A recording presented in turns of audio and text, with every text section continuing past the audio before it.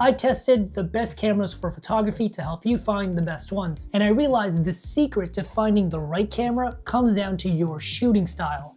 And your style depends on 3 key features, and 2 of them are the most important. So let's break down the best photography cameras based on your shooting style and which style fits you. Also, I'll leave links down below to all of the cameras we talk about today. Now, the first camera on this list is one of the best-selling cameras out there, and it's popular because it fits a specific shooting style, and that is the Canon R6 Mark II. And don't worry, I'll tell you which style of camera this is when it makes more sense. The R6 Mark II has a 24 megapixel full-frame sensor, which is pretty typical in terms of resolution, and it's nothing that special, but it's still plenty of detail for most people that are cropping and heavily editing their photos. What is special about the R6 Mark II are the colors. It has the classic warm Canon colors that look really good for portraiture and nature. And the sensor is incredible in low light, even up to 6400 or 12800 ISO. So if you're someone that's traveling or shooting outdoors a lot, this camera has you covered. But the reason for the R6 Mark II's popularity isn't actually the image. It's actually because it's a perfect fit for people who need to shoot a lot of movement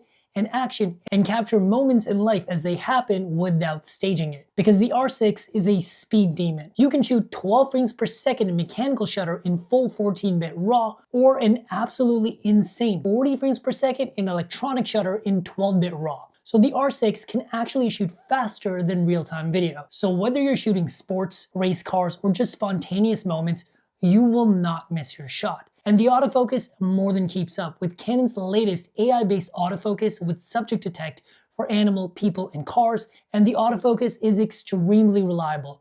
Plus, it has top-notch in-body stabilization to make sure your handheld shots are never blurry. And the body is built like an absolute tank with a robust grip, a nice large Pro-style battery that will last you several days of casual shooting, plus a dual SD card slot for pro users, and it's also weather sealed so you can take this camera anywhere. And the viewfinder is super sharp with no lag or blackout for shooting action. The button layout and menus are also super simple, making it a very fast camera to work with, which you need if you're shooting action. The only downside of the R6 Mark II and all of the Canon RF cameras is that you can only use Canon lenses to ensure autofocus performance, which is kind of a bummer, but the black STM lineup of lenses has a great selection and they're also fairly affordable. So if you're looking for a camera that emphasizes speed with amazing colors and lets you capture moments as they happen, the R6 Mark II is a solid choice. Quick side note, if you like the speed of the R6 Mark II, but you wish this camera was cheaper and came in a smaller body, you should also check out the Canon R8. It has the same 40 frames per second shooting speed, but it's $1,000 less in a smaller body. But what if instead of speed, you want detail and resolution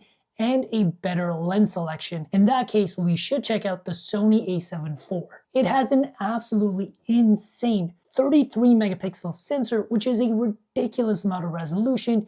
You have so much room to zoom in and crop your image, which is a must-have for portrait, product, or landscape photographers. And by now, it's probably obvious, this camera fits into the category of resolution, but it's only medium resolution because there are higher resolution cameras later on. Now, in terms of speed and photo quality, the a7 IV gives you 10 frames per second in mechanical shutter at 14-bit RAW when shooting uncompressed RAW, which is going to give you larger photos, but trust me, the trade-off is worth it, especially if you like to heavily edit your photos. You'll appreciate it. Now, Sony has some of the best autofocusing in the business. However, the a7 IV doesn't have the newest autofocusing system. It does have face and eye tracking, but it doesn't have the newest AI-based subject detect that you see in most cameras. But even without that, the a7 IV autofocus is very reliable even in low light. And the a7 IV also has terrific in-body stabilization, making it great for handheld shooting, but most other competing cameras are going to give you better results because they are newer cameras. However, for casual use, you probably won't notice. When it comes to body and design, the a7 IV is built like an absolute tank, and it's one of the most reliable choices out there. Plus, it's weather sealed, dual SD card slots, a large Pro-style battery, the usual I'm not going to waste your time. The best thing about the a7 IV and Sony cameras in general is the lens ecosystem.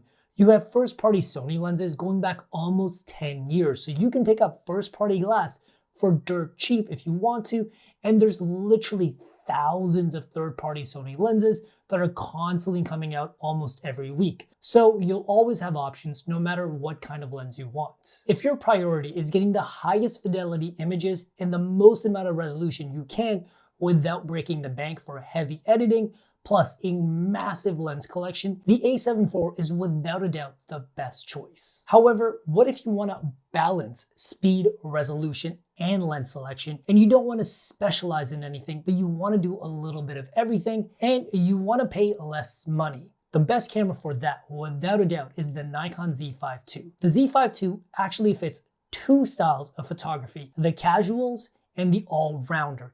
It's a good fit for someone who's having fun and maybe just starting their journey as a serious shooter, but doesn't want to sacrifice on quality. The Z5 II has a 24 megapixel full frame sensor, which is about the same as the more expensive Canon R6 Mark II. And despite being a cheaper camera, the Z5 II is still really good in low light at 64 or 12,800 ISO. It's almost an R6 Mark II. One unique feature of the Z5 II is Nikon picture controls that let you add a stylized filmic look right in camera, which I think look amazing and makes the whole photo taking process a lot simpler, especially if you're a casual or a beginner. When it comes to shooting the actual photos, the Z5 II is not a slow camera at all.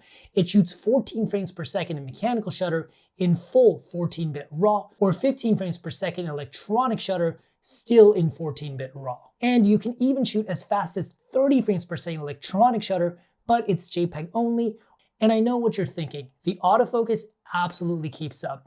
With the newest autofocus in the new Nikon cameras that also has AI subject detect, and I would honestly say the autofocus in the newer Nikon cameras is easily as good as the Canon cameras. Speaking of which, the in-body stabilization in the Z5 II is amazing, and it gives you ultra smooth performance, and it's technically better than both the R6 Mark II and the A7 IV. And the Z5 II is also better when it comes to body and design in a few ways. It has all of the buttons and features of a more expensive camera, including a dual SD card slot, a large battery, weather sealing, which is not really something you see at this price point, but the EVF and the side articulating screen are extremely bright and are actually higher quality than the A7 IV and the R6 Mark II, mainly because the Nikon Z5 II is almost brand new. And best of all, the Nikon Z mount lets you adapt Sony lenses to the camera, giving you access to all of the Nikon lenses, the Sony first party, the Sony third party.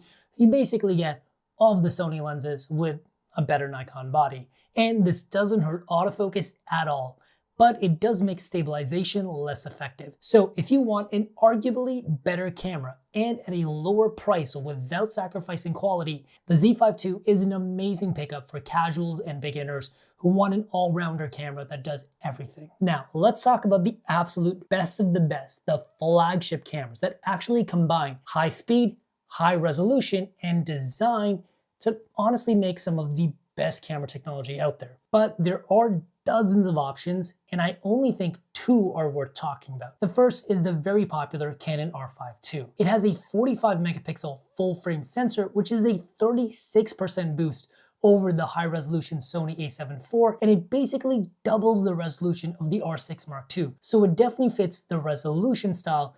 And as for shooting, it can do 12 frames per second mechanical shutter, but also an absolutely amazing 30 frames per second in full electronic shutter. And despite the high resolution, there is no downside to shooting at this speed because there's very little rolling shutter. And the autofocus is superb.